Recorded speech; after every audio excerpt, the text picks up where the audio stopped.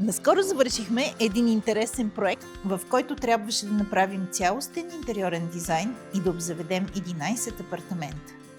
Има няколко еднопространствени студия и останалите са апартаменти с една спалня, дневна с кухненски бокс и баня.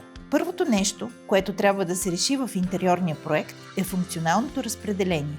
Най-сложната част е когато имаме многофункционални зони, в които се готви, има място за хранене и дневна, те да бъдат обособени, но и да са интегрирани в общото пространство.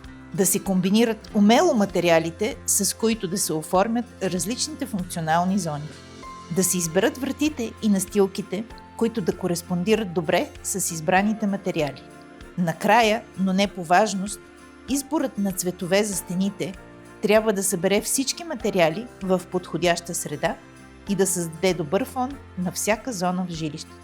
Изборът на подходящи осветителни тела е изключително важен, за да се създаде окончателния вид на едно уютно жилище. Нашата задача беше да изготвим проектите, да направим цялостния дизайн, да изберем материалите и цветовете, да поръчаме и доставим кухните ноута от Германия и останалото обзавеждане от Италия и Дания.